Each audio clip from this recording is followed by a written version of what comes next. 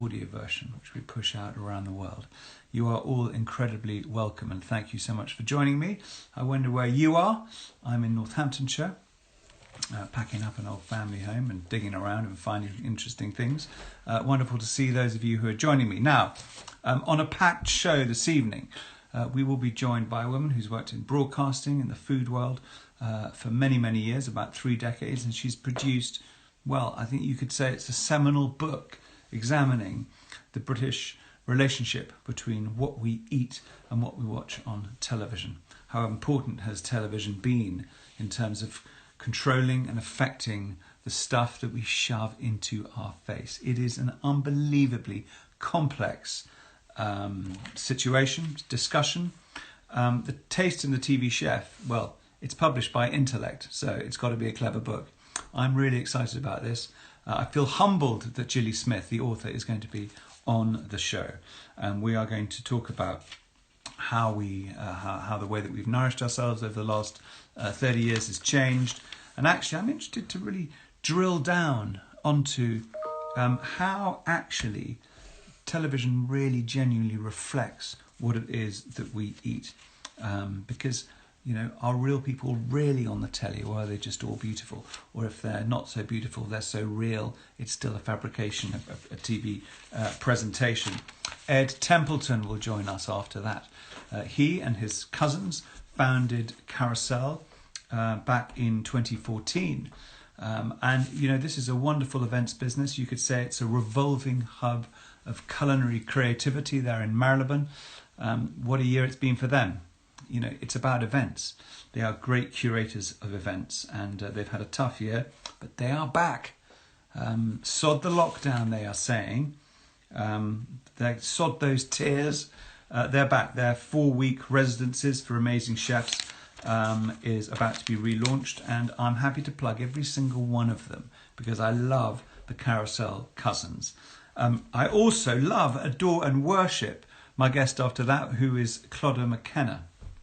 She is a fantastically talented Irish chef, and she's written a book which is Clodagh's Weeknight Kitchen. I have to say, I don't think there's a single recipe in this book that I do not absolutely adore, apart from the butternut squash carbonara. Really? Is that a bit stodgy? I'm sure with the dexterous, fastidious hands of Clodagh, it won't be. I'm not really going to ask her to defend that. Well, I will.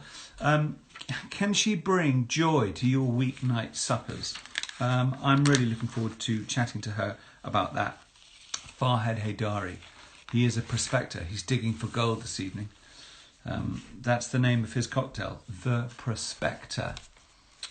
He's a man who can make a cocktail underwater. He can make a cocktail standing on his head while singing children's nursery rhymes. Yes. Farhad Haydari is the Biting Talk mixologist, and he will be with us live. But without further ado, so we can get cracking, I'm going to welcome onto the show Gilly Smith. Now, I have to say, what's happening with my machine here? When my buttons don't work, it's terribly frustrating. Come on, pressing. Why isn't that working? Ah, dear me. Such a great, beautiful introduction, wasn't it? And for some reason, my machine doesn't want to take it. Let's try this. If this doesn't work, I'm just going to start again. Maybe I have to reboot my wretched machine. There we go. To Gilly Smith. She's going to be joining us live. Not quite sure where from. I hope her connection's good. I can see it's working. Hello, well done. Biting Talk. It's so nice to see you. Thank you, and you. A beautiful bookshelf, a sort of a crown of a vase behind you on your shelf. Where are you addressing the millions of followers of Biting Talk today? I'm in not so sunny Brighton. It's very damp and wet here, but I am warm and toasty, so I can't complain. Toasty. Listen, if people want to snuggle up and get warm and toasty with a tome that is, so diverse, so deep, so interesting, then I can't recommend more highly Taste of the TV Chef. This is really a whole life's work, isn't it? These are all your thoughts, all your experiences, dispelled into the most enormous essay for which there are some very startling, interesting conclusions. But I really want to sort of drill down onto some of these things. I was chatting about this in the introduction. You know, we cook at home, we watch TV. You reckon, and your treatise, I suppose your thesis through the whole book, is that how we eat has been really affected by television.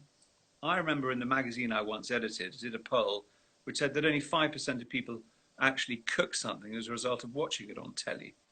So how, you know, how true is the actual influence of TV? I mean, it's a big question, but does it really make a big difference?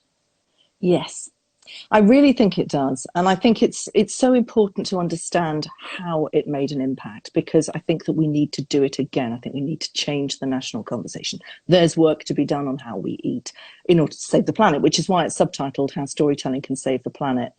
But it's not just about cooking. It's about eating. It's about buying food in the supermarket. It's about, you know, all the choices. If you think about how far we've come just in 20 years, let's just take Jamie as an example. And, you know, I'm sure you'll want to talk about the construction of Jamie, which is the kind of one of the main theses of the books, is the construction of these stories. But, you know, we weren't cooking prawn curries before Jamie came along. You know, I remember being in Greece with the kids on holiday once, and their little surfing instructor came up to me, and he was telling me about this octopus that he'd found in the shore last night, and he just picked it up and slapped it in a pan with a bit of olive oil and a bit of salt and pepper. And I said, God, you sound like Jamie Oliver. And he said, I cook because of Jamie Oliver. Right, yes. Well, that is lovely to hear. There's that direct connection. And sometimes I suppose we forget about it because we take these things for granted. And also, I suppose, the food that we see on TV ends up in supermarkets. We have books and so on. So there is a very, you know, people do practically do this. In your book, you talk about your cast of characters. So you mentioned there Jamie, and you talk about the wonderful late great Pat Llewellyn. So you almost see him as a construction, this thing that was created by Pat. He was evolved, but I mean, he's a real person as well. Pat noticed him, and he was very good. Is it really not as simple as that? No, Pat was sent by two people who were absolutely, you know, pivotal in creating television culture. I mean, you know, they were the director general of the BBC at that time, and the first woman to create lifestyle television. It doesn't matter what their names are, because they're the kind of people, the people who orchestrate these things in television. It's not about them, it's about the decisions they make. And they were very unusual foodies at a time when people weren't foodies.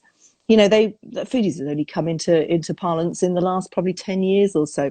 But, you know, you remember 30 years ago, people really didn't eat in the same way as they do now. It wasn't normal to kind of go out and expect to eat the kind of food that we get just in normal restaurants, but they did.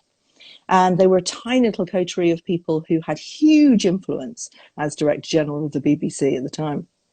And they absolutely decided, had a conversation and said, let's move on from television food as education, Delia, you know, and all the Fannies and all the kind of the people before them, you know, even the Galloping Gourmet was entertainment, but it was about education.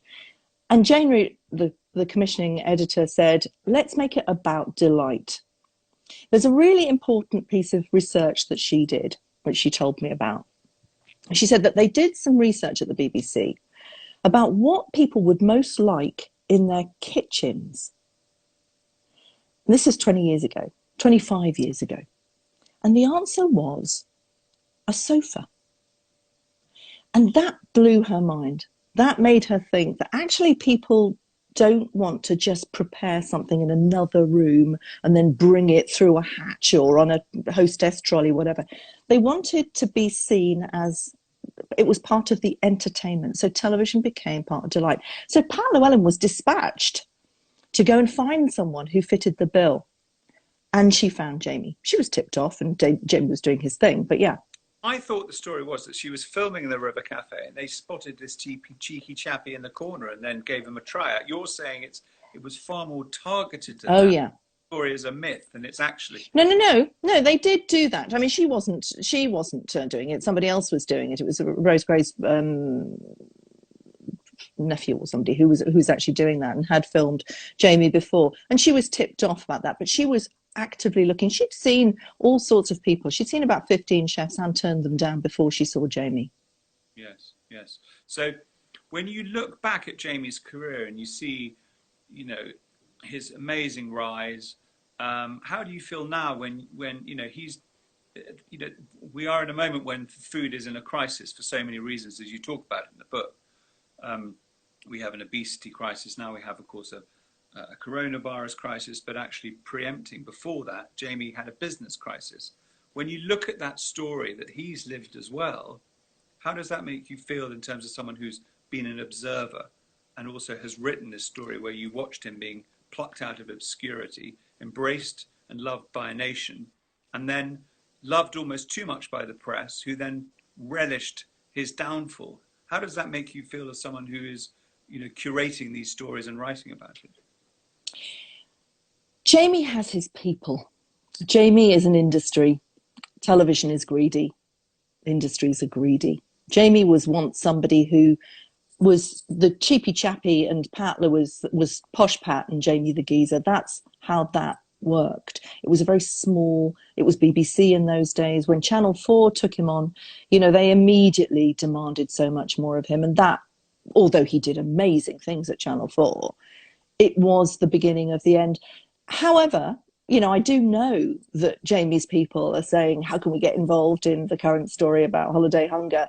You know, they can. Oh my God, can you imagine if Jamie got on board? I think that he is, you know, I'm sure you've met him too. He is the real deal. He is quite astonishing when he gets behind something. Well, you know, apart from the NFU thing recently. His persona and his energy are exactly, are real. They really Yeah. are. Let's think about some other the key influences over this story, because you talk about Conran, Bibendum, and it's a moment in the book that I wrote earlier on this year, and we talked about you very Yeah. kindly. Yeah. This wonderful restaurant that helps to democratize food back in the late 80s. This wonderful combination of the bourgeois cooking of Simon Hopkinson, a sort of dislike of poncy French places, but then the glamour of a beautiful room, fantastic service, and this amazing piece of architecture. What's the influence, do you think, of that specific restaurant on future generations of chefs who have developed over the ensuing decades? Oh, huge, absolutely huge, because it was the same as lifestyle television. It was aspirational. It threw, haven't you remember Quaglino's? You know, the theatre of food. I mean, I get what you're talking about, Bibendum. Bibendum was extraordinary, but actually I prefer Quaglino's because it was, you know, the cigarette girls and, you know, it was theatre. You remember the first chefs who started to cook as theatre, you know, where we could see that great fire in the kitchen. You know, Gordon Ramsay then played with it. Another one of Pat Llewellyn's creations played with it on the F factor. What was it called? God, F word. Thank you very much. You know, it was theatre. It was so much more than poncy French food. It wasn't stiff tablecloths. It was a place to be seen, and that's what television food was all about. It was about being seen, to know the right foods if you were going to invite people round. It was, you know, what was expected of you by your friends. It was a way to impress people.